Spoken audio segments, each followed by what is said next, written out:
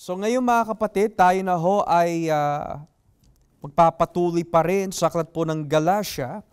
And yung pag-aaralan po natin, kung lolobin po ng Diyos ay medyo mahaba at aabutin po tayo ng Galatians chapter 2. Dahil kung pag-aaralan naman po maigi ang talatang 11 hanggang Galatia 2, talatang 5 o hanggang 10 pala, ito po ay isang mahabang paliwanag kung paano po naging apostol si Pablo.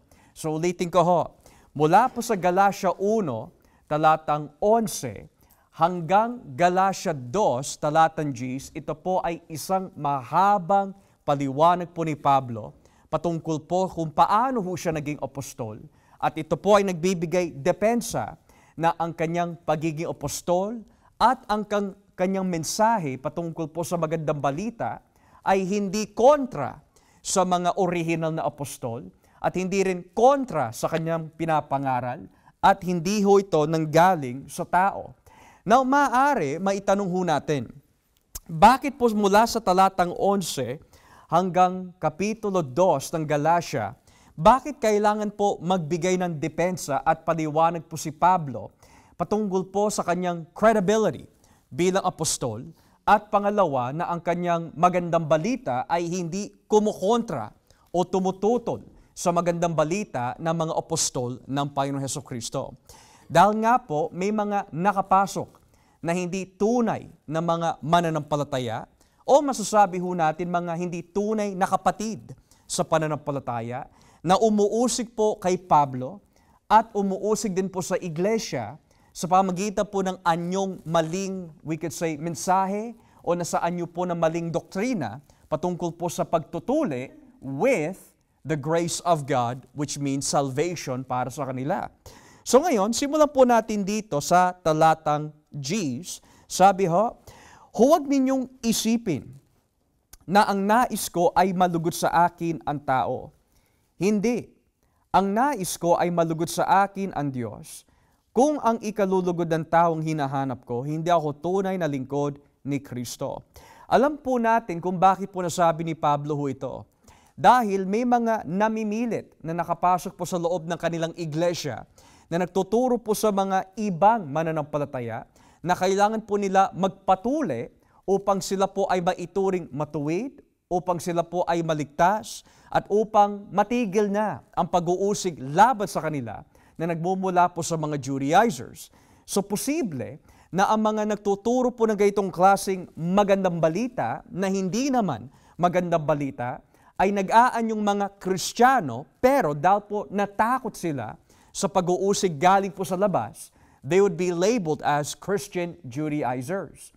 So ngayon, hindi natatakot po si Pablo pagdating po sa trials or persecution. At hindi po yung mga tao ang, we could say, piniplease ho niya o nais po niya malugod sa kanya, kundi malugod lamang po ang Diyos. Kaya tignan niyo po yung sinabi niya dito sa talatang 11. Gusto kong malaman ninyo mga kapatid na ang magandang balitang ipinangaral ko sa inyo ay hindi gawa-gawa lang ng tao. At hindi ko rin ito tinanggap o natutunan mula sa mga tao, kundi ipinahayag mismo sa akin ni Hesukristo. Now, this is important because sa isang chapter, sa pag-aaral po ng Biblia, kapag ang isang author o may akda, may inuulit po siya more than once, more than twice, or even 3 times, yun mismo po ang nagiging emphasis ng kanyang layunin at rason ng kanyang pagkakasulat. Halimbawa, sabi po sa talatang 11, gusto kong malaman ninyo na ang magandang balita na ipinangaral ko sa inyo ay hindi gawa-gawa lang ng tao. Hindi ito nagmula sa tao. Hindi ko natutunan ito mula sa mga tao, kundi ipinahayag mismo sa akin ni Hesukristo. Now, why is that important? Na palagi po niya ina-emphasize. Kasi kung babalikan po natin ang talatang 1 tsaka 2, tignan niyo po sinabi ni Pablo dito sa talatang 1 at 2. Mula kay Pablo, na isang apostol kasama ang lahat ng kapatid dito, ang pagka-apostol ko ay hindi galing sa tao o o sa pamamagitan ng tao, kundi sa pamamagitan ni Hesukristo at ng Diyos Ama na muling bumuhay sa Kanya mula sa kamatayan. So, mula sa talatang 1 at 2, at pati na rin po sa talatang 11 at 12, paulit-ulit ho si Pablo, ang aking pagiging apostol, ang aking ipinangangaral, ang magandang balita na binibigay ko sa inyo, hindi galing sa akin, hindi galing sa tao, hindi ko gawa-gawa lang ito, ito'y nagmula sa Diyos. Ito'y nagmula kay Kristo. Na bakit po paulit-ulit po si Pablo? Dahil nga po may mga nakapasok na china-challenge po ang kanyang pagiging apostol at sinasabi ho nila na yung katuruan po ni Pablo na ebanghelyo ay kontra sa ebanghelyo ng mga orihinal na apostol, tulad po nila Pedro, tulad po nila Santiago, at yung mga ibang apostol na nakakita kay Kristo, nakasama ni Kristo. At furthermore, ang sinasabi din nila, dahil nga po sa pag-uusig, yung magandang balita na yan, kailangan may kasamang pagtutuli. Okay? So ngayon, inililinaw po ni Pablo, hindi ko gawa-gawa ito. Hindi nanggaling sa tao ito. Ang aking pangangaral, ang aking pagiging apostol ay nagmula sa Diyos. Kaya, kung pagpapatuloy po natin sa talatang 13, alam naman ninyo ang dati kong pamumuhay nung kasapi ako sa reliyon ng mga Hudyo. Inusik ko ng lubos ang iglesia ng Diyos at sinikap ko itong lipulin. So, how does Paul defend his credibility? Number 1, he says, ang aking pagiging apostol at ang aking ipinangangaral nagmula kay Jesus. Yun ang unang argumento po niya. Pangalawa, to give defense sa kanyang posisyon at kalagayan, he went to his testimony. Number 1, ang aking pangangaral at pagiging apostol nagmula kay Kristo. Number 2, ako'y dating isang tagapag-usig ng iglesia. Na sa madaling salita, you will know ng aking pagiging apostol ay hindi gawa-gawa dahil tignan mo ang aking buhay noon. Di ba ako ay isang taga-usig ng mga apostol ninyo? So hindi po pwede na gawa-gawa ko lang ito dahil ang kalagayan ko noon, hindi ako mananampalataya. Kaya hindi ko gawa-gawa ito. Ang nais ng aking puso ay usigin ang iglesia ng Panginoon Jesucristo. Kaya yung pinapangaral ko sa inyo, yan yung pangangaral na dating kong tinututol at hinahadlangan. Kaya hindi nyo masasabi, gawa-gawa ko lang ito. So argument from the Lord Jesus Christ, number 1. Argument from His old lifestyle. Now, talatang 14. At tungkol naman sa pagsunod sa reliyon ng mga Hudyo, nahigitan ko ang marami sa mga kaedad ko. Dahil tapat kong sinunod ang mga tradisyong nanggaling pa sa mga ninuno namin. Now, there are two things na binanggit ho dito. Anong ibig sabihin po ni Pablo, nahigitan ko ang marami sa mga kaedad ko?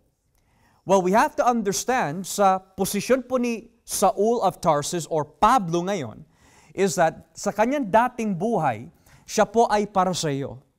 Bahagi po siya sa tinatawag ng isang ancient or sacred or elite na grupo na kung tawagin Sanhedrin.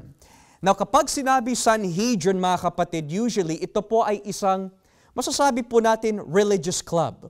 Isang grupo na hindi ka basta-basta makakapasok.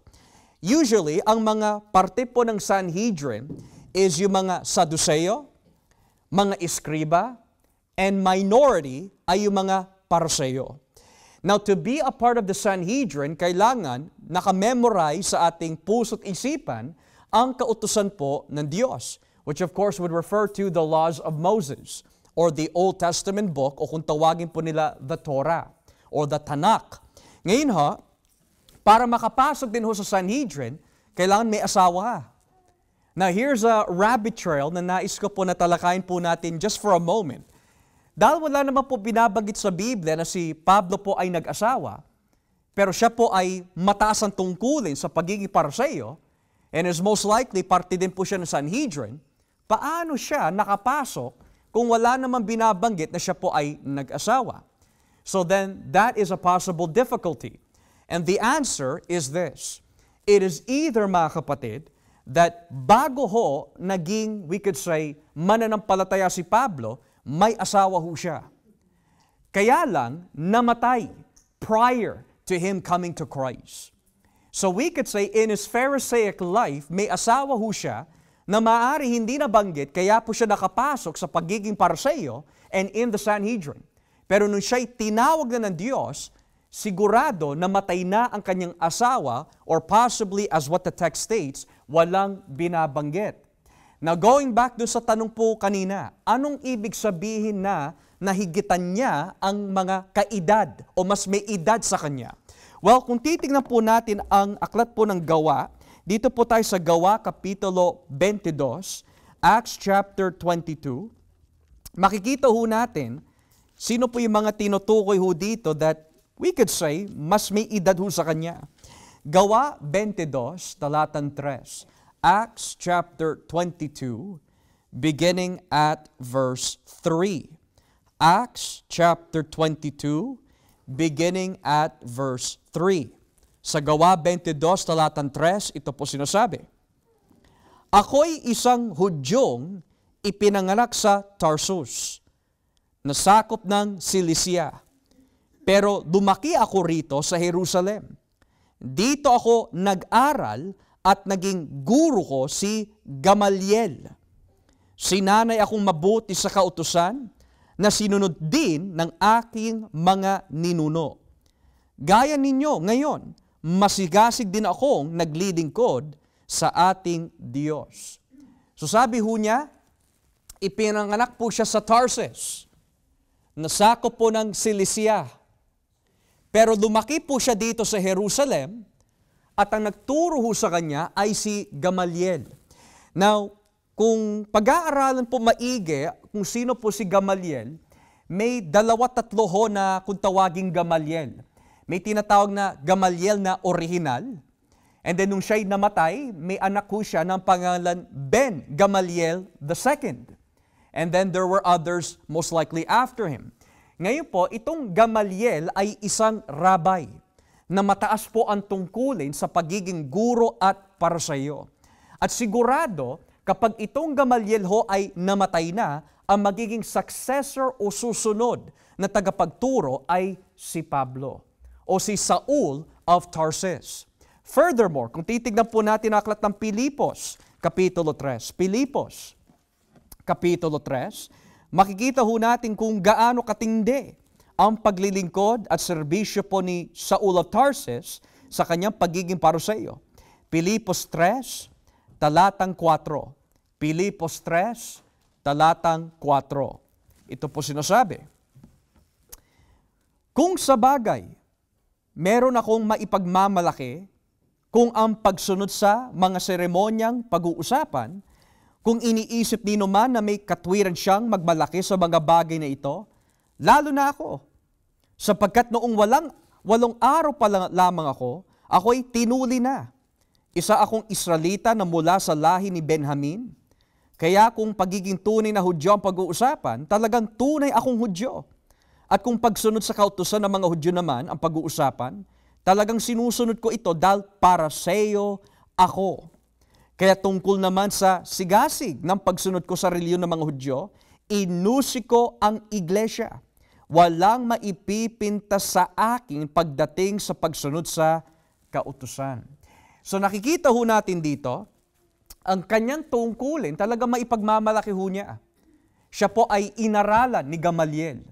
Na sa madaling salita, kapag itong Gamaliel ay namatay na, ang susunod sa pwesto niya ay si Pablo. Pangalawa, siya po ay at the age of 8 days old, ay tinuli na ho. Nagmula pa siya sa tribo ni Benjamin. Now here's a question. What's the big deal kung nanggaling ka kay Benjamin? Well, we could say, the first king of Israel was Saul. Pero saan po siya nagmula? Benjamin. Furthermore, when you look into the book of Genesis, when you see the blessings upon Benjamin, magaganda rin. So para sa mga Hudyo, kapag sinabi po kung saan ka nanggaling, at least in the context ng iyong tribo, kapag ikaw ay nanggaling sa tribo ni Huda, maipagmamalaki mo yun. Bakit? Doon manggagaling ang Mesiyas. Doon nanggaling si David. Kung sasabihin mo naman kay Benjamin, meron ka rin maipagmamalaki. Nang unang hari ng mga Israelita ay si Saul. Now, may mga teoridad na nagsasabi that the reason why ang pangalan po ni Pablo dati ay Saul, maaari is because yung kanyang ina at ama, ipinangalan po siya Saul dahil not only is he from Benjamin, pero ang naging unang hari ay si Saul. Now, it's a possibility, pero hanggang assumption na lang ho yun.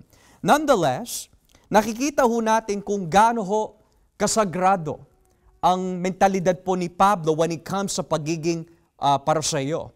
Pero we also have to understand din that sabi po niya, nahigitan ko ang marami sa mga kaedad ko dahil tapat kong sinunod ang mga tradisyon ng galing pa sa mga ninuno namin. So dito, kasama na po yung pagtutuli, kasama na po dito yung pag-aaral po ng kautusan, iskolar po si Pablo, at siya po ay isang iskriba rin kasi marunong po siya sa maraming bagay. Now, kung babalikan po natin ang Galatia 1, meron din ho siya maipagmamalaki din. Galatia 1, talatang 15 hanggang 16. Sabi po ni Pablo, ngunit sa awa ng Diyos, bago pa man ako ipanganak, pinili na niya ako at tinawag upang ihayag sa akin ang kanyang anak para maipangaral siya sa mga hindi Hudyo. Nang mangyaring ito, hindi ako sumangguni kanino man. So let's follow the argument. Paano ko mapapatunayan sa mga taga-Galatia na ako ay isang apostol at tamang aking ipinapangaral? Number 1, ang aking pagiging apostol ay nagmula sa Diyos. Ang aking pangangaral, nagmula sa Diyos. Hindi ito kontra, hindi ito salungat sa itinuturo ng mga ibang apostol. Pangalawa, tignan mo ang aking dating buhay noon. Ako'y isang Pariseo, inuusig ko ang iyong pangangaral, inuusig ko rin ang iyong mga apostol. Pangatlo, ito ang rason at resulta kung bakit ipinangangaral ko ang magandang balita. Sabi po ni Pablo, dahil sa awa ng Diyos, bago pa man ako ipanganak, pinili na niya ako at tinawag upang ihayag sa akin ang kanyang anak para maipangaral siya sa mga hindi Hudyo. Now here's one question. Bakit po ba tayo hinirang ng Diyos? Bakit po ba tayo pinili ng Diyos bago pa man likhain ang mundo? Hindi lamang ho para maligtas. Pero sabi ng Biblia, ipinahayag ng Diyos Ama ang kanyang buktong na anak kay Pablo at pati na rin ho sa atin para ho maipangaral ito sa mga tao. Na sa madaling salita, hindi ho tayo tinawag ng Diyos upang maligtas lang. Tinawag ho tayo ng Diyos, tayo ho ay inaaralan tungkol kay Kristo, tayo ho ay nag-aaral patungkol po kay Kristo para sa mga bagay ho na pinapahayag sa atin ng Diyos mula sa Biblia, ay maibibigay po natin sa mga tao na hindi pa nakakilala kay Jesus. So tulad po ni Pablo, siya po ay bago pa man likhain ang mundo at bago pa ho siya ipanganak, pinili na ho siya ng Diyos. Now, this is interesting. Kasi ang Biblia, may dalawang bahagi ho yan. Ang lumang tipan at ang bagong tipan. Pangalawa, bagamat na may dalawang tipan na nakikita ho natin sa Biblia, iisa lang ho ang may akda nito. There's only one author. Now, why do I mention this? Because hindi lang ho si Pablo ang nakaranas ng ganitong klaseng pagpipili. Halimbawa, kung titignan po natin sa Isaiah, dito ho tayo sa Isaiah 49. Isaiah 49. Isaiah 49, talatang 1. Isaiah 49, talatang 1, ito po sinasabi. Isaiah 49, talatang 1. Makinig kayo sa akin, kayong mga naninirahan sa malalayong lugar. Hindi pa man ako isinilang, tinawag na ako ng Panginoon para maglingkod sa Kanya. Uulitin ko ho, hindi pa man ako isinilang, sabi po ni Isaiah. Tinawag na ako ng Panginoon para maglingkod sa Kanya. O sa wikang English, before I was born, the Lord called me. From my mother's womb, He has spoken my name. So kung si Isaiah ay nakaranas po ng ganito, hindi lang ho si Pablo, kundi marami pa. Bahagi po dito si Isaiah at ang ikalawa, si Jeremias. Kung babasahin po natin ang Jeremias, Kapitulo 1, Jeremiah, chapter 1. Simulan po natin dito sa talatang 4. Jeremias, Kapitulo 1, talatang 4. Jeremiah, chapter 1, verse 4. Sabi ho, sinabi sa akin ng Panginoon, Jeremias, bago kita nilalang sa tiyan ng iyong ina, pinili na kita. At bago ka isinilang, hinirang na kita para maging propeta sa mga bansa.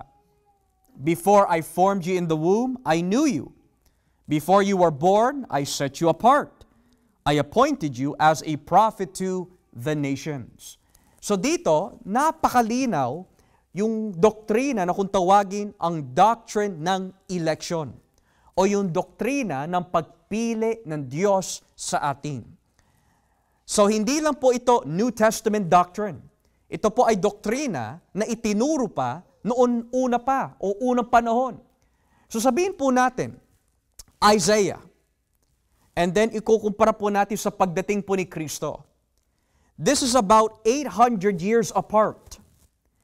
So, 800 years later, bago po nung sabihin po ni Isaiah that bago pa ho siya isinilang, pinili na ho siya ng Diyos, and then 800 years later, sinabi naman po ni Pablo, dahil sa awa ng Diyos, bago pa ako ipanganak o ipinanganak, sabi ng Biblia, pinili na rin ho siya ng Diyos.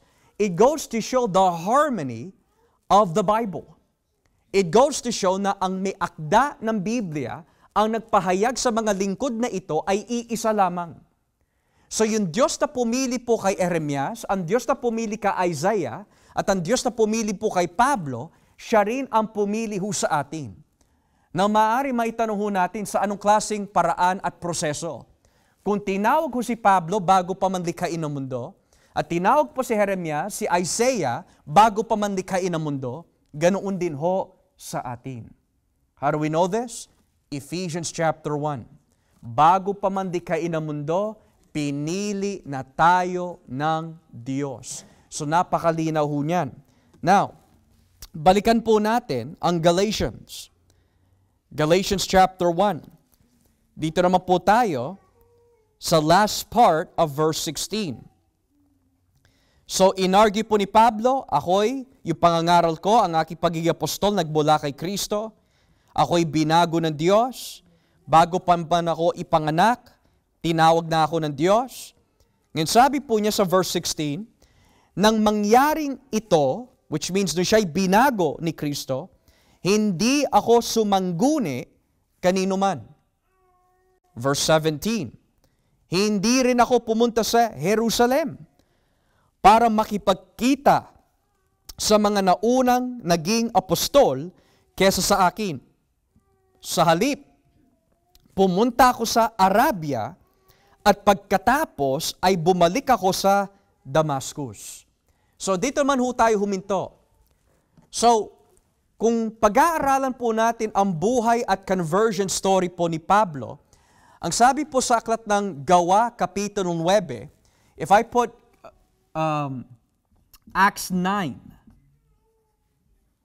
right here, sabi po sa Acts chapter 9 na si Pablo po ay may plano na pumunta po sa mga ibang lugar na ito upang huliin ang mga Kristiyano at ibalik ko sila sa Jerusalem para maikulong.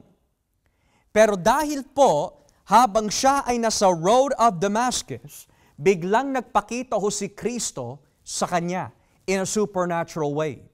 So sabi po ni Pablo dito, ito yung mga nangyari ho sa kanya. Nung siya po ay nabuksan, bago ho siya pumunta sa Jerusalem, ang sabi ng Biblia, pumunta muna po siya dito sa Arabia. Now, bakit po nakalagay dito Nabatea? Bakit yan ang tawag ho dyan? Is because yung Arabia po na binabanggit po ni Pablo is not the same Arabia na tinutukoy po natin noon. Kapag sinabi po Arabia, nung panahon po ni Pablo, ito po yung tinatawag na Nabatean Kingdom. Kapag sinabi Nabatean Kingdom, ang sakop po ng kaharian nito is from Judea all the way to Antioch. Yan ang sakop po ng Arabia nung panahon po ni Pablo. So sabi po ng Biblia, nung nabuksan si Pablo, hindi po siya agad nakipagkita sa mga alagad po ni Kristo dito sa Jerusalem, kundi nanatili muna ho siya dito at umakyat muna papunta po ng Arabia. Ngayon ho, kung ipagpapatuloy po natin ang basa, nung pumunta po siya sa Arabia, pagkatapos ay bumalik ako sa Damascus. So dito ho siya pumunta sa Arabia, pagkatapos bumalik po siya sa Damascus. Now, verse 16 or verse 18. Pagkatapos ng 3 taon, sabi ng Biblia, pumunta ako sa Jerusalem para makipagkita kay Pedro. So, nung bumalik po si Pablo from Arabia to Damascus, nanatili muna po siya dito for about 3 years. Pagkatapos po ng 3 taon, pumunta naman po siya sa Jerusalem at nanatili ho dito ng 2 linggo kasama po si Pedro. Okay? Now, sabi ho, 2 linggo akong namalagi sa kanya. Verse 19, wala na akong nakita pang ibang apostol maliban kay Santiago na kapatid ng Panginoon. Now, sino po yung Santiago na binabanggit po dito? May Santiago na Alphaeus, which is a part of the original 12. May Santiago na son of Zebedee. And then may Santiago na half-brother ni Kristo sa laman. So sino sa 3 po na yon? Well, ang unang apostol na pinatay is found in Acts chapter 12 na si Santiago, anak ni Zebedee, na kapatid po ni Juan, anak ni Zebedee. Yung sumulat po ng John, 1st, 2nd, 3rd John, and Revelation. So dahil namatay po si James, son of Zebedee, in the early ADs, at hindi pa ho nabubuksan pa si Pablo during this time, or sabihin na ho natin, the narrative is a bit different between the 2 years to come, we could say that hindi pa pwede na si James, son of Zebedee, ang tinutukoy ho dito. Kasi namatay na ho siya.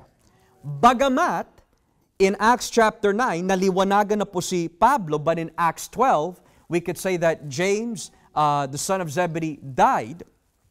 The timeline may be a bit complicated, pero we could say that it may not have been James, son of Zebedee. Furthermore, there's a debate kung ito ay tumutukoy po kay James, son of Alphaeus, or is this James, the half-brother of Christ? So ngayon, in order for us to figure it out, sabi po dito sa verse 19, wala na akong nakita pang ibang apostol maliban kay Santiago na kapatid ng Panginoon. So napakalinaw. Now the argument could be, well, do James, son of Alphaeus, have to be a biological or stepbrother of Christ para tawagin ho siya kapatid? Maari kapatid dahil nagkakaisa sila sa pananampalataya, o talagang kapatid dahil may relation po siya kay Jesus. And it is quite possible, mga kapatid, because of the overwhelming external evidence na itong James na binabanggit po dito o Santiago ay walang iba kundi yung James na may akda ng aklat ng Santiago na nasa ating bagong tipan. Noong una, hindi muna po siya naniwala kay Kristo, pero pagkatapos po ng muling pagkabuhay ni Kristo, doon lang ho siya sumampalataya. Okay? And tradition also teaches us na yung kapatid ni Kristo na itong James, yung half-brother of Christ, later on became yung pastor at apostol sa Jerusalem. Kaya it makes sense kung bakit sabi ho dito, wala akong nakita pang ibang apostol in Jerusalem, remember, maliban kay Santiago na Panginoon o na kapatid ng Panginoon. Verse 20, totoo ang lahat ng sinasabi ko sa sulat na ito at alam ng Diyos na hindi ako nagsisinungaling. Now, it's interesting kasi, alam ni Pablo kung gaano kabigat na kasalanan ang magbigay ng patotoo gamit ang pangalan ng Diyos kung sa huli, hindi pala totoo ang kanyang sinasabi.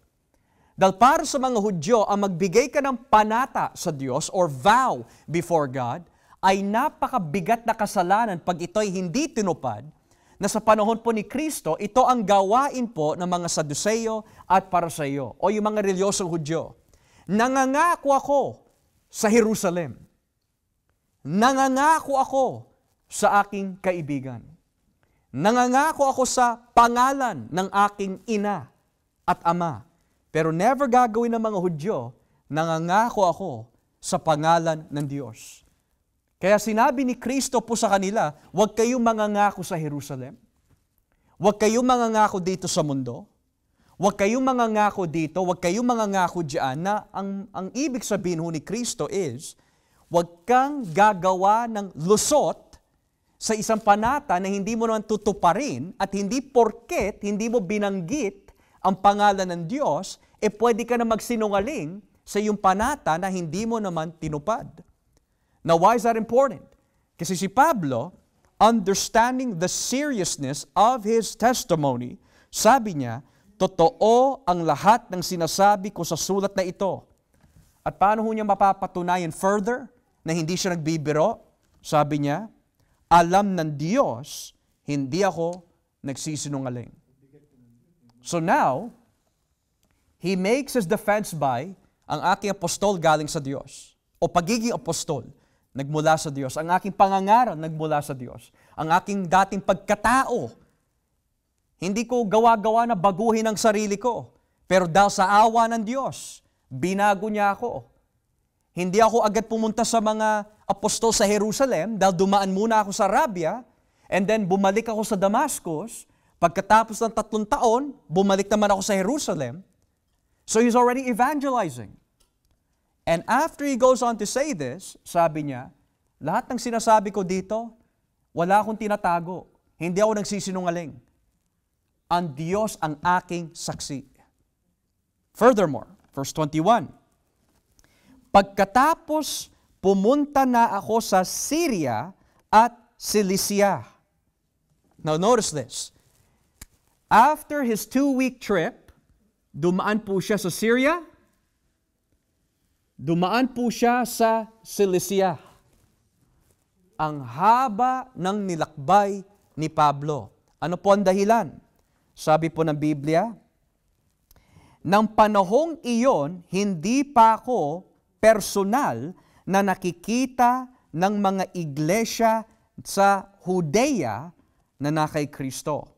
Verse 23, nabalitaan lang nila na ang dating umuusig sa kanila ay nangangaral na ngayon ng tungkol sa pananampalatayang sinikap niya puksain noon, kaya pinapupurihan nila ang Diyos dahil sa ginawa niya sa akin.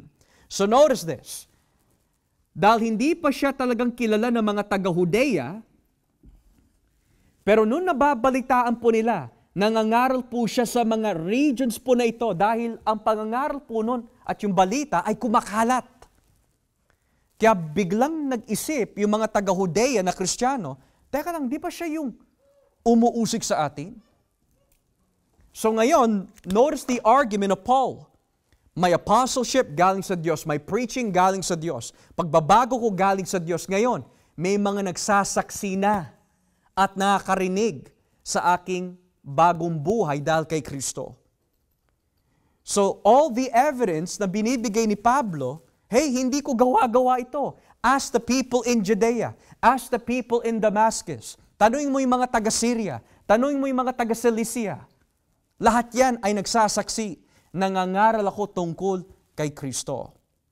Now, chapter 2, verse 1.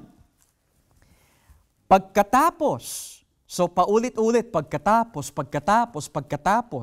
Verse 1, pagkatapos ng 14 years, pumunta ulit ako sa Jerusalem. And sabi ho niya dito, kasama ko sina Bernabe at Tito. Now, it's interesting kasi, di ba sabi ng Biblia, after 2 weeks, dumaan po siya ng Syria. Papunta po ng Cilicia. Well, teka lang ho, bakit may Antioch ho dito? Well, in Antioch, mga kapatid, that's a very important place kasi sino po yung mga nakasama ho niya dyan? Di ba sila Timoteo? And who else? Other men. Ngayon ho, sa kanyang pagdaan ho dito, after 14 years, bumalik na naman ho siya, papuntang Jerusalem, pero hindi ho siya bumalik mag-isa. Kasama po niya si Bernabe. At kasama din po niya si Tito. Now, it's interesting kasi si Bernabe, mga kapatid, kaya nagkaroon po ng tandem si Pablo at si Silas dahil yung unang kasama po talaga ni Pablo sa missionary trip ay si Bernabe. Pero dahil si Bernabe at si Pablo ay hindi magkasundo. Dahil po kay Marcos, kasi si Marcos, for whatever reason, he just wanted to go back to Jerusalem. Kasi maaari na homesick ho siya o baka tinamad maglingkod. Kaya para kay Pablo, nako, hindi natin isasama yan. Hindi ko mapapakinabangan yan. Biglang nagalit si Bernabe, hindi, isasama ko siya. Why? Kasi kamag-anak niya yun eh. Pero nagtalo yung dalawa. Hindi ko isasama si Marcos.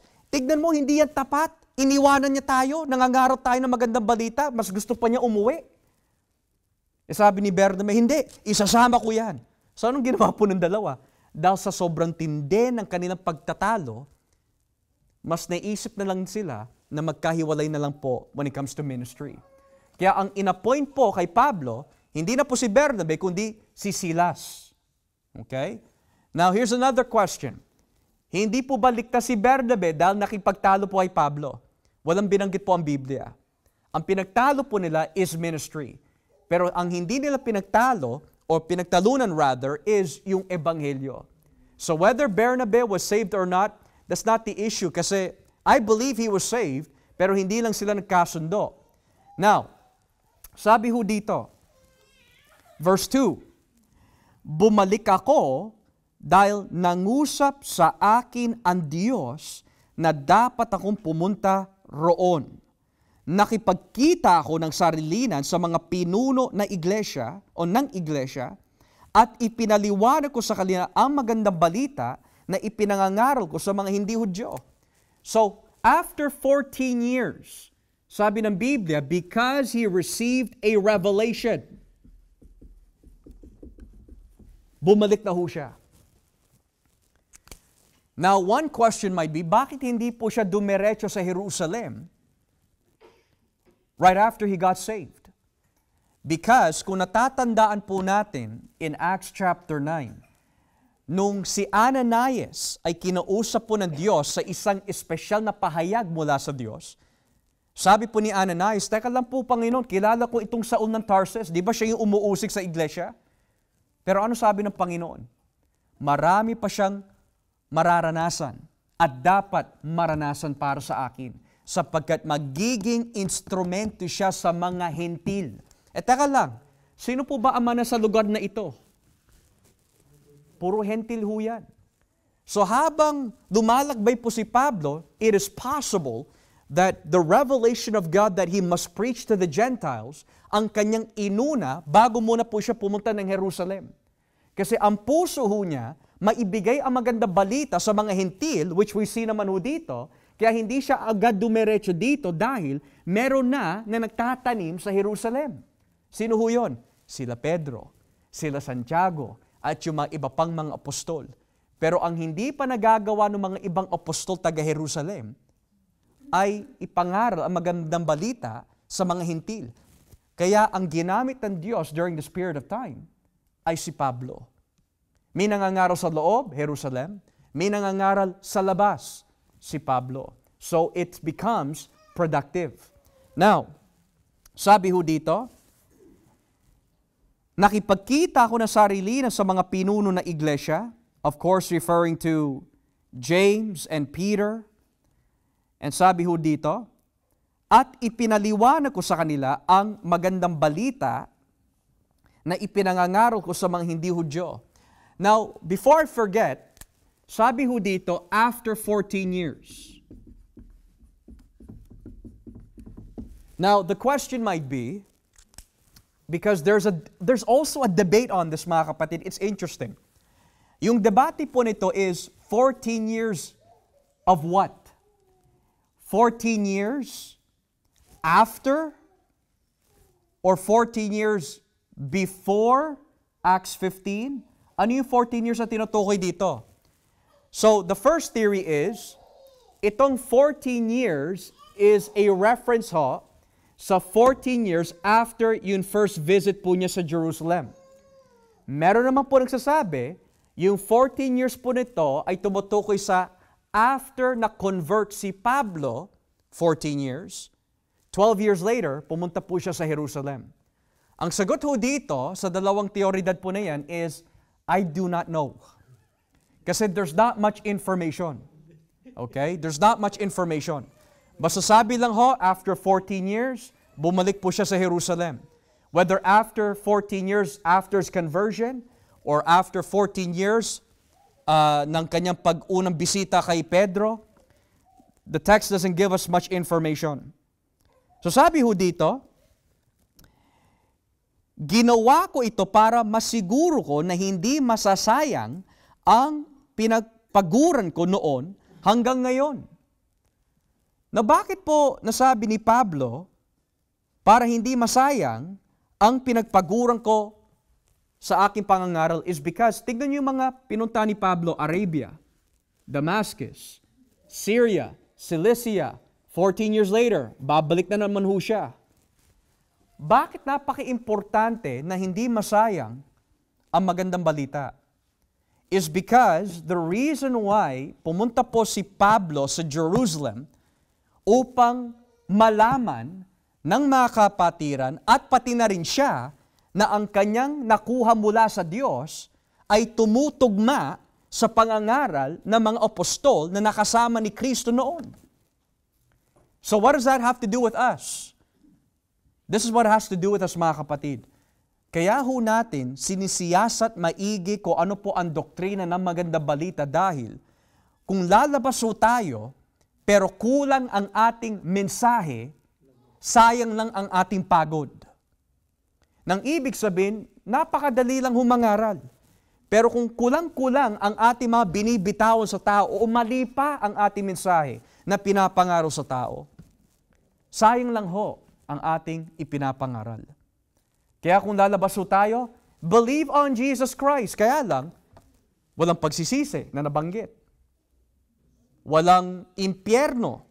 Walang rason kung bakit kailangan nila magsisi. Hindi mo ipinangaral sa kanila na sila'y mga makasalanan. Kundi nangaral lang tayo, maniwala ka lang kay Jesus. Kulang lang at kulang na kulang ang ating mga, we could say, labor for evangelism. Kaya like Paul, he wants to make sure, tama ba? Tama ba yung nakuha ko? Tama ba yung narinig ko? Tama ba yung nakita ko mula sa Diyos? And yet sabi po dito in verse 3, nalaman kong sang-ayon sila sa ipinangangaral ko dahil, sabi ho dito, hindi nila pinilit na magpatuli ang kasama kong si Tito kahit hindi siya Hudyo. So ngayon, na-confirm that yung nakuha po na mensahe ni Pablo kay Jesus tungkol sa magandang balita is faith alone in Christ for salvation. Faith alone in Christ for righteousness. Pero yung mga umuusik sa kanya nagsasabi, hindi ka, kasing hindi mo kapantay ang mga alagad o apostol ni Kristo sa Jerusalem. Dahil para sa amin, kailangan magpatuli ka na may pananampalataya kay Jesus. Pero nung sinabi ni Pablo sa mga kapatid sa Jerusalem, mga kapatid, ito yung magandang balita na natanggap ko kay Kristo. Sabi ng Biblia, sumang-ayon sila at hindi na nila ni-require pa na magpatuli ang mga ito.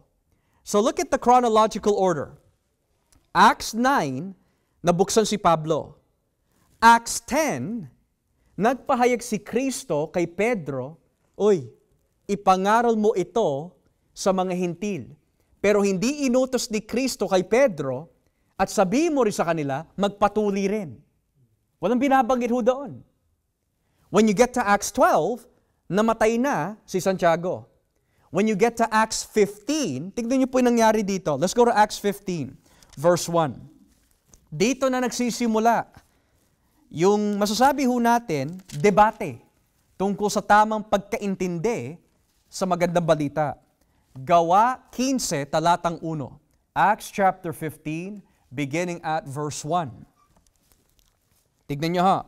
Gawa 15:1. May mga taong galing sa Judea, right there, na pumunta sa Antioch at nagturo sa mga kapatid doon na silang mga hindi Hudyo ay hindi maliligtas kung hindi sila magpapatuli ayon sa kaugaliang itinuro ni Moises. Now look at this. Nabuksan si Pablo. Pumunta po siya Arabia. Gayunpaman, may mga taga-Judea na nagtuturo sa mga taga-Antioch, magpatuli kayo. Pero bigla, nagkaroon po ng revelation po si Pablo that made him go here to Jerusalem. Now, here's the question. Yung mga binabanggit po ba dito sa Gawa 15:1, sila din ba yung gumugulo sa mga iglesia dito sa Galatia? It might be possible. It might be possible. However, the trouble is, there were people teaching here in Jerusalem tungkol po sa pagtutuli, pero yung binanggit po dito sa Gawa 15 ay may mga nagtuturo sa Antioch. So kung sino man ho, yung binabanggit po sa aklat ng Galatia na nagtuturo po na maling aral, maaari kagrupo po ng mga ito. So ngayon, sabi po ni Pablo, kung babalikan po natin ang Galatia, Kapitulo 2, talatang 4, Galatia 2:4, lumabas ang usapin tungkol sa pagtutuli dahil sa ilang mga nagpapanggap na mga kapatid na nakisalamuha sa atin para sirain ang kalayaang natamo natin kay Kristo Jesus at gawin ulit tayong alipin ng kautusan ni Moises. Ngunit kahit minsan hindi kami sumang-ayon sa mga gusto nila upang maingatan namin para sa inyo ang mga katotohanang itinuturo ng magandang balita. So let's pause here. Kanina, sinabi po ni Pablo sa Galatia 1:10, kung ang ikalulugod lamang ng taong hinahanap ko, hindi ako lingkod ni Kristo. So may mga huwad, mga hindi tunay na kapatid sa pananampalataya na nais po nila, ipinagpipilit po nila sa iglesia, magpatuli kayo, magpatuli kayo, magpatuli kayo. Pero dahil hindi man-pleaser si Pablo, hindi ho siya sumang-ayon. Now what's interesting is this. Para kay Pablo, ano ang definisyon ng false brethren? Sabi ho niya, yung mga nagdadagdag sa ebanghelyo ni Kristo. Minsan nasasabi natin, kapatid, kapatid, kapatid, or brother, sister. Pero what do we mean by this kapag sinabi natin kapatid? Kapatid saan? Kapatid dahil kababayan natin? Kapatid dahil kaibigan natin? Kapatid dahil kadugo natin? O kapatid dahil po sa pananampalataya? Dito, nung sinabi ni Pablo, mga false brethren yan. Ang ibig niya sabihin, hindi ko kapatid sa pananampalataya ang sino man nagtuturo, nagbabawas, o nagdadagdag laban sa ebanghelyo. Kaya hindi natin pwede tawagin kapatid sa pananampalataya ang sino man nagsasabi, ang kaligtasan ay makukuha lamang sa pamagitan ng mabubuting gawa. Hindi natin kapatid yon. O yung mga nagsasabi, hindi ako naniniwala sa Trinidad. Hindi natin kapatid yon. O si Kristo ay hindi Diyos, hindi nating kapatid yon. O walang impyerno, hindi nating kapatid yon. O yung mga naniniwala na ang lahat ng tao ay papasok sa langit, hindi nating kapatid yon. Dahil yung mga binabanggit ho dito are those who attack the gospel that are labeled not our brothers in Christ. Kaya meron kapatid sa pananampalataya at yung mga antikristo, mga kaibigan ni Kristo at ang mga kaaway ng Diyos. So dito, sabi ho niya sa verse 5, or verse 6 pala, ang mga namumuno sa mga mananampalataya sa Jerusalem ay wala namang idinagdag sa mga itinuturo ko. Kung sabagay, hindi mahalaga sa akin kung sino man sila dahil walang itinatangi ang Diyos. Nang ibig sabihin, yung mga taga-Jerusalem na nagdududa sa pagiging apostol ni Kristo, o apostleship po ni Pablo, is that they were questioning his apostleship kasi hindi siya kabilang sa original na 12. So tinawag po yung mga apostol in Jerusalem, the pillars, o matataas ang tungkulin. Pero para kay Pablo, hindi naman niya binabastos ang mga taga-Jerusalem, kundi para sa kanya, bagamat na ang mga ito ay parte at kabilang ng original 12, hindi ko sila sasambahin tulad ng ginagawa ng mga iba. Hindi ko sila rerespetuhin na masigit kaysa kay Kristo. Kundi gagalayin ko sila, rerespetuhin ko sila, pero at the end of the day, kung hindi nila ipapangaral ang magandang balita, hindi ko rin sila maituturing, kapatid ko rin sa pananampalataya. So sabi ni Pablo dito, verse 7, sa halip, nadagdagan nila ang mga itinuturo ko, kinilala nilang pinagkatiwalaan ako ng Diyos sa pagpapahayag ng magandang balita sa mga hindi Hudyo, tulad ni Pedro na pinagkatiwalaan sa pagpapahayag ng magandang balita sa mga Hudyo, sapagkat ang Diyos na kumikilo sa gawain ni Pedro bilang apostol sa mga Hudyo, ang siya rin kumikilo sa gawain ko bilang apostol sa mga hindi Hudyo. Kaya na malaman na mga kinikilalang pinuno ng iglesia, sina Santiago, Pedro, at Juan, na ipinagkaloob sa akin ng Diyos ang gawain ito, tinanggap nila kami ni Bernabe bilang mga kamanggagawa sa pangangaral ng magandang balita. Excuse me. So, ang turing pala ho ng mga pinuno is this. Mga kapatid natin ito sa pananampalataya. So, ito ay nagdadagdag pa ng kasiguraduhan at depensa sa pagiging apostol ni Pablo at sa kanyang pinapangaral. So, let's go back. His first argument, I am called by Christ. Ang ipinangangaral ko galing kay Kristo. Dati akong taga-usig ng iglesia. Binago ako ng Diyos. At ngayon nangangaral na ako sa mga hindi Hudyo. Pinatunayan ko ang aking sinasabi dahil saksi ang Diyos. Pumunta ako kay Pedro, tinanggap nila. Pumunta ako kay Santiago, tinanggap nila. Pumunta ako sa mga ibang apostol, tinanggap din nila. So ano pa ba ang itututol ng mga ayaw maniwala kay Pablo? So ngayon sabi ho niya dito, na pagkasunduan namin na kami ang mangangaral sa mga hindi Hudyo at sila naman ang mangangaral sa mga Hudyo. Verse 10, ang tanging hiling nila ay huwag naming kalilimutan, tulungan ang mga mahihirap at iyan din naman talaga ang nais kong gawin. Di ba tinupad po ni Pablo yon, yung pagtulong po niya sa mahihirap? Di ba sa unang Korinto 16? Tuwing every Sunday, lahat ng mga pinansyal na pagpapala, kukunin ko, ikokolekta ko para dalhin saan? Sa Jerusalem. Tinupad niya ang kanyang tungkulin na binabanggit po dito. So what we see here mga kapatid is, sa sobrang haba ng paliwanag ni Pablo, the reason why he had to mention all of this kasi marami ho na tutol kay Pablo nagsasabi, kung totoong apostol ka, bakit hindi ka agad pumunta sa Jerusalem? Bakit dumaan ka pa sa mga ibang lugar? So pinaliwanag ni Pablo, nabuksan ako dito sa Damascus Road. Dumiretso ako sa Arabia. Pumunta naman ako back to Damascus. I went back to Jerusalem for 2 weeks.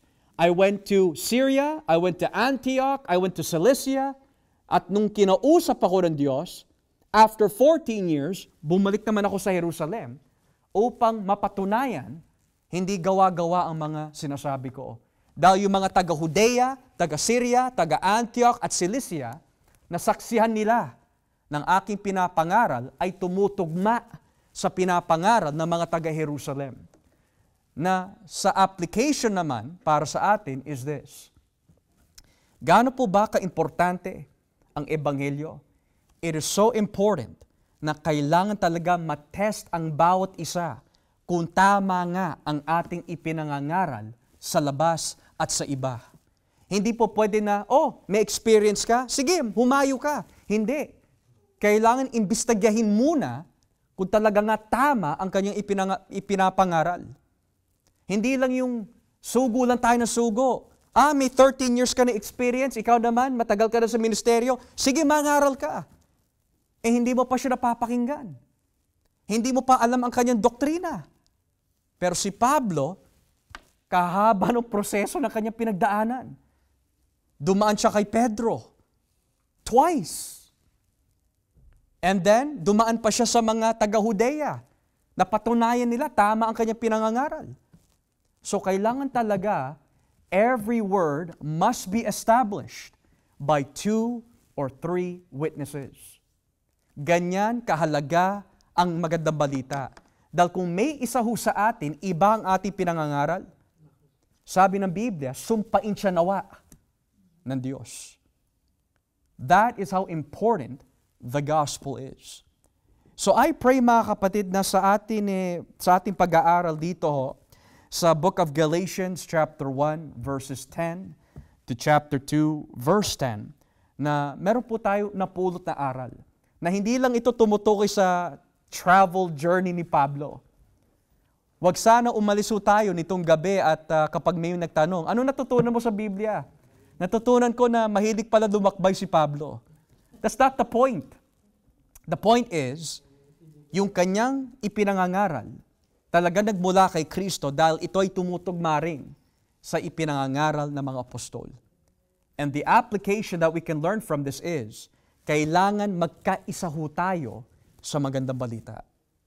Kung nagkaisa po si Pablo sa mga taga-Jerusalem, nagkaisa din yung mga taga-Huda or Judea, nagkaisa din ang mga taga-Syria, Cilicia, Antioch sa pangangaral ni Pablo at sa mga Jerusalem, it goes to show, iisa lang ang Espiritu na kumikilos sa kanila. Amen? Kaya, I pray that we have learned something. So ngayon, nais ko po buksan ang ating Q&A floor sa mga may katanungan po sa ating pag-aaral po ngayon or maaari sa mga ibang topics sa Biblia. Does anyone have any questions this evening? May mga katanungan po ba?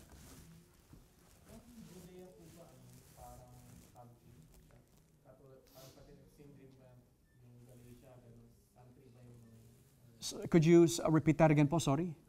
Kung country ba yung Judea, yung Galatia, Region ho siya. It's a big region. We could say that yung mga dots po na ito, these are cities. Mga cities ho sila.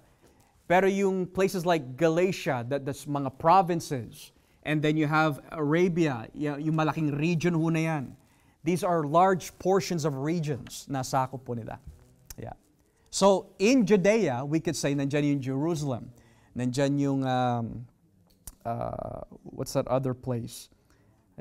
I can't think it off my head. Tyre, Sidon. So, lahat po yan bahagi dito in the Syrian, Judean region. So, malalaking region ho yan. Yeah. Okay? Very good question. Anyone else have questions? Any questions pa? Related, unrelated? Pastor, si Pablo, ganyan na ginagawa ni Pablo. How about yung mga tinawag din ng Panginoon, halos pareho din ang ipinapangaral nila. Halos parehos din pa? Pareho din ba ang pinapangaral? Yes, opo. Nila Timoteo o ni Sinta. Sino ba yung mga yung Barnabas? Pare-pareho ba na pinapangalan? I would say so ho, kasi kung babasahin po yung kapulungan na naganap po in Acts 15, di ba nandun po yung mga ibang alagad, nagkaroon sila ng apostolic meeting. So pinag-usapan ho nila yung dapat ipangaral, yung dapat gawin, at yung mga bagay na hindi dapat gawin. So iisa lang po ang kanilang mensahe. Maliban lang po yung mga yung mga tumiwalag pala. Yon, yung mga tumiwalag. Kasi di ba nagkaroon ng diskusyon si Pablo sa si Barnabas ba yun? No? Dahil Kay Marcos. Kay Marcos. Pero hindi dahil sa doktrina ho. Oh, pero pareho din ba pinapangaral nila? Tulad nila. I would say so ho, kasi hindi naman po magiging partner ni Pablo ho si Bernabe kung iba po ang kanilang magandang balita. About si Marcos. Well, I would say so ho, kasi siya po yung sumulat ng ng Book of Mark. So that would imply that sumasang-ayon po siya sa gospel. Yeah. Good question. Brother June, you had a question, ha? Pastor, walang ibig sabihin, curious lang ako. Kasi kahit ang Panginoon sinabi niya, magsisi kayo kay si John the Baptist, magsisi kayo, lahat ng apostol sinabi magsisi. Pero bakit sa Acts 16:31? Walang nabanggit. Because you have to read Acts 2. You have to read Acts 2. The same author, who is Luke, as he's recording this, bagamat sinabi, believe on the Lord Jesus Christ, there might be some things na hindi niya na nilagay in detail kasi for him, it's not needed kasi nga, nabanggit na ng ilang beses in the other chapters of the book of Acts. So una-una sa Acts 2, 36, 37, repent and believe on the Lord Jesus Christ. So, bagamat na hindi binanggit ho yung sinasabi na repent in Acts 16, nabanggit naman po yun sa ibang chapter. Furthermore, in Luke, or in Acts pala ho, may sinasabi po sa Acts 2, believe on the Lord Jesus Christ, and then it says there, be baptized, etc., etc. Pero in Acts 4, ang nabanggit lang ho doon is, there's no other name in heaven and underneath that shall be saved, but by the name of Jesus. Wala din binabanggit na repentance ho doon. Wala din po binabanggit na baptism. So does that mean that pag hindi binanggit, hindi na ho siya qualified anymore or required? So we could say po, kapag ang isang author may in-emphasize na ho siya, once, twice, there are some cases na hindi na po kailang i-emphasize ulit kasi nasabi na eh. Yeah. So that's a good question. Good question. Yeah. Tsaka even kung hindi nabanggit sa Acts, kitang-kita naman po sa Marcos, kitang-kita naman po sa John, kitang-kita naman po sa Matthew. So repentance is everywhere. Yung one tsaka yun, iba yung sila Pedro kasi, pero Yeah. pero understanding yung sinabi yun na nabanggit na pala ng una. And even then, Brother June, what did Jesus say? Repent and believe the gospel.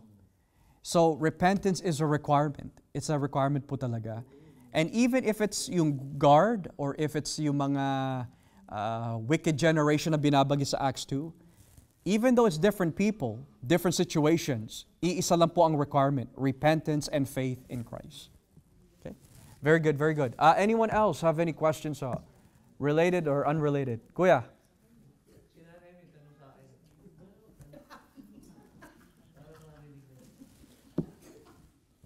May tanong din ako after the Dito kasi bakit si Pablo lang ang nagtuto ng Panginoon ipalaganap yung salita ng Diyos. Kasi may ibang lugar, samantalang sila Pedro, sila ako nasa Jerusalem lang. Kasi ang tawag po ng mga apostol, bagamat iisa po ang kanilang tawag para sa magandang balita, pero yung direksyon ng kanilang ministeryo, sabi nga po dito, si Pedro, tinawag siya para sa mga Hudyo. Pero si Pablo para sa mga hindi Hudyo. Na bakit ho ganon? Ang sagot po doon ay kasi at the end of the day, yun talaga po ang kagustuhan po ng Diyos. Yun po ang gusto po ng Diyos. Tulad po nito, Nay. Tulad ho nito. Si Joshua, bakit sa Tagalog? Bakit hindi po sa English? Bakit Tagalog? Yun ang gusto po ng Diyos. Yeah. So, bakit po si Pastor John, hindi po siya sa Tagalog?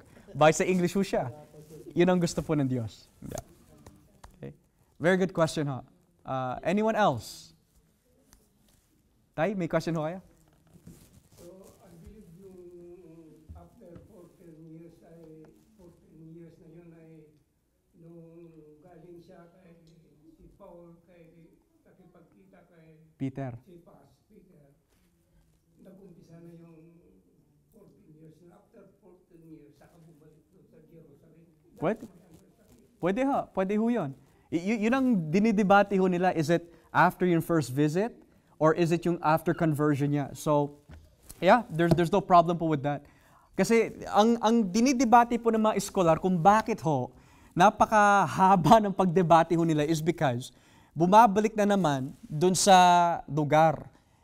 Kung ito ay after or before, then this would indicate na nagsulat po si Pablo either to northern Galatia or southern Galatia. Again, there's very little details po, pero the majority view is southern Galatia. And when it comes to that 14 years, it could either be nabanggit ni Tay or it could either be after his conversion. So it's still up for debate regardless of what the view might be. So yeah. Anyone else have a question? Yung bang revelation yan nagpahayag dito talaga ang Panginoon sa kanya o nakakuha lang niya yung mga details yan nung kinausap nila si Pedro, kinausap niya yung mga iba pang apostol, Yeah. saka lang nag-reveal ang Panginoon. Yeah, it had to be before po yung Jerusalem. Before. Bago po siya nakarating sa Jerusalem. Kaya nga po siya bumalik ko eh. Kasi sabi ng Biblia, nangusap sa kanya ang Diyos. Yeah. Or nagbigay siya ng revelation kasi ang revelation po minsan, it could be through vision, it could be physical theophany or Christophany, or ano. Paano nag-reveal ang Panginoon? Yeah. Kasi when you look at the ministry of Paul, minsan nagpapahayag po ang Diyos sa pamamagitan ng pangitain. O minsan may pahayag ang Diyos na hindi maunawa ni Pablo, tulad po nung sa 2 Korinto 12. Sabi niya na nagpahayag sa akin ng Panginoon pero di ko alam kung ako ay nasa katawan pa o hindi sa katawan. So may mga bagay na hindi naging klaro ho sa kanya. Yeah. Pero napatunayan po na talaga nagpahayag sa kanya ang Diyos kasi yung pahayag ng Diyos sa mga apostol, tumugma doon sa mensahe ho niya. Yeah. Okay. Very good.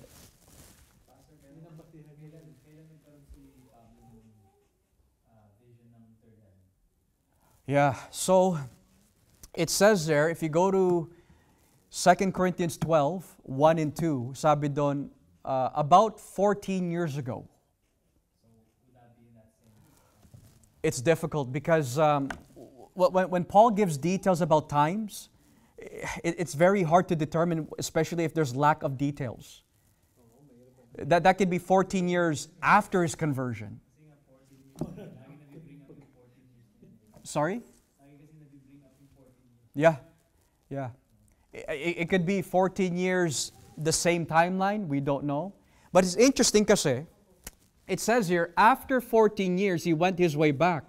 So if he went his way back, this would put him in Antioch. But then, if this is after the Jerusalem Council, yung 14 years would lead him not in Jerusalem, but in Lystra.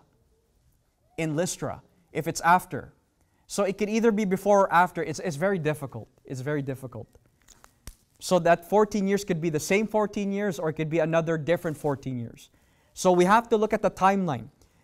Kung ang pinakaunang liham na isinulat ni Pablo is Galatians, and it was written to south, then that would put it 48 AD. And namatay si Pablo 68 AD, 66, 67 AD.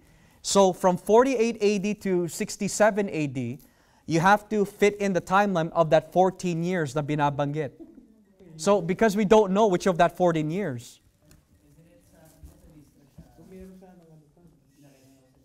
Sorry? Yes, he was stoned. He was stoned in Lystra. but he woke up again. So ang ginagawa ng iba is that kung sa Lystra siya nakatanggap nung vision na binabagit sa 2 Corinthians 12, ito yung magiging sequence. In Lystra, binato siya ng maraming stones, and he fell, and he died. So, during that period of his death, or he was asleep, whatever the case might be, nagkaroon naman daw siya ng pangitain, which fits with 2 Corinthians 12. But if that's the same sequence, then it makes sense. But if not, we really don't know. We really don't know. Okay? It's a good theory. It's attractive. Yeah. Anyone else? May katanungan ho? Related, unrelated? Brother June? So, correct me if I'm wrong. Yung sinasabing yung tribe of Benjamin, yung ba yung bunsong anak ni Jacob? Mm-hmm. Yung hinahanap ni King Joseph na ipakita niyo sa akin? Yeah, opo. Kasi yung bunso dati ni Jacob was Joseph. But then many years has passed, and he didn't know that there was a younger one. So Benjamin became, yeah. That's the one, yeah. Anyone? Kuya? Luke 13, yung pinakahuling part. Luke 13, 34, 35. Ano pagpapaliwanag yung sa 35? Yung sinabi ni Pastor Paolo. In English, behold your house. I tell you, you will not see me until this day. Yeah. So this is connected with Matthew 23. Kapag binasa po yung Matthew 23, yung last few verses doon, kinakausap niya yung mga Pariseo, binabalaan niya sila. Ginagawa ko ang lahat para maibigay yung mensahe sa inyo. Pero dahil ayaw ninyo na makarinig yung mga tinuturuan ninyo, I will have to leave you for judgment. So here, there's some people who use it this way. Kapag ikaw ay isang Arminian, they use this text as saying, may free will tayo apart from the regeneration of God for us. Kasi sabi dito, you were not willing. The second interpretation, yung paggamit dito, is that this is a reference sa mga false teachers lang. Pero yung tamang interpretation po dito is, this is a reference sa mga false teachers na ayaw nila makarinig yung mga taong inaaralan nila tungkol po sa katotohanan. So yung unwilling dito is a reference sa mga false teachers, ayaw nila makarinig yung mga ibang tao ng katotohanan. Yeah. So ngayon, what happens pag ayaw mo tanggapin ang tamang katuruan? You are left to desolation. Yun ang binabanggit po dyan.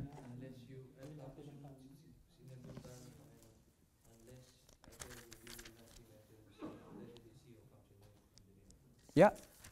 So when is that desolation gonna come? At the second coming of Christ. So kasi yan yung tinatawag nila Hosanna. Blessed be the day of His coming. If that means, sa pagbabalik po ni Kristo, He will give judgment sa mga taong ayaw tumanggap. Kaya yung binanggit niya kanina, they will be left desolate. Resulta yun ng kanyang pagbabalik. Yeah. Okay? Okay. Anyone else, Brother June?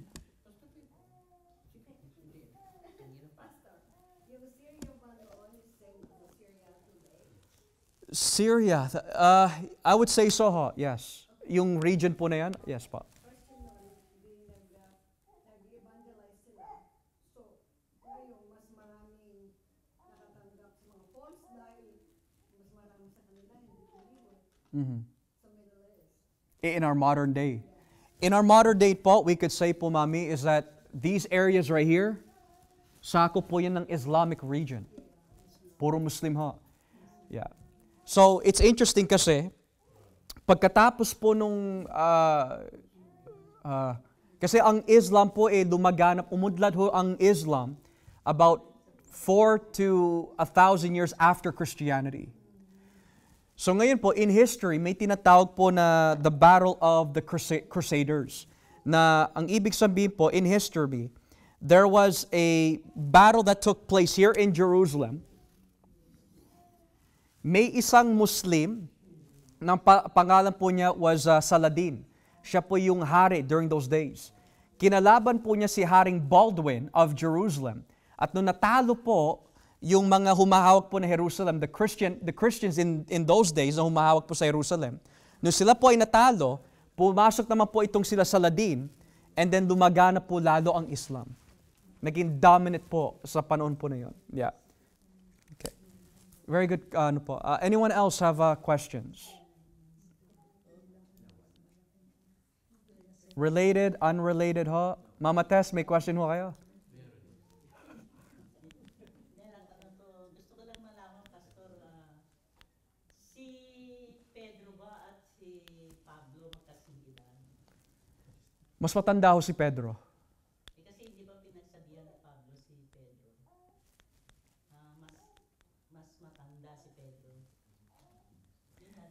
So sabi po ng Biblia hindi naman po pinagbabawalan na pagsabihan po ang may edad, pero kailangan pagsabihan na may paggalang, treat them as your father or mother.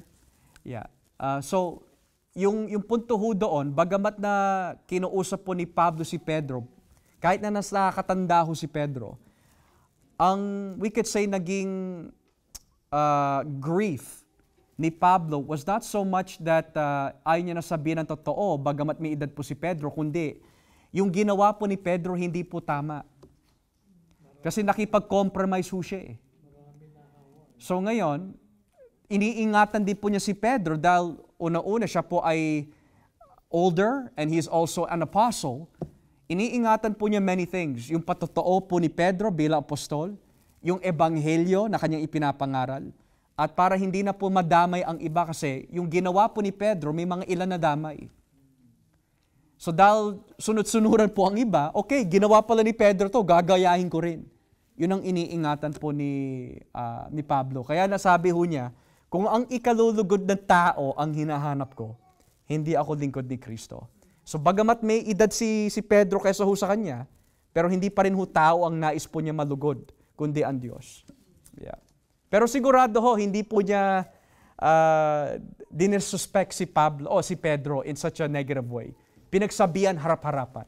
Yeah. Okay. Anyone else may questions? May mga katanungan po ba tayo? Going once? Going twice? Brother June? Gusto saan ba namatay talaga si John the Beloved sa island of Patmos o lumaya sa... Yeah. Sa island of Patmos, ayon po sa Revelation 1, doon siya nakulong. Pero tradition teaches us na matay po siya possibly in Ephesus. Kasi pinakawalan po siya after his island of Patmos imprisonment. Pinakawalan po siya, and we know pinakawalan po siya kasi kung mamamatay po siya in the island of Patmos, paano ho niya may ihahatid ang kanyang liham sa 7 iglesia? So he had to be released. And tradition teaches that he may have been released under Roman Emperor Domitian or Vespasian. And then after na pinakawalan po siya from island of Patmos, dumaan po siya sa 7 iglesia, and then namatay na po siya in Ephesus, according to tradition. Di ba kaya sa tinapon?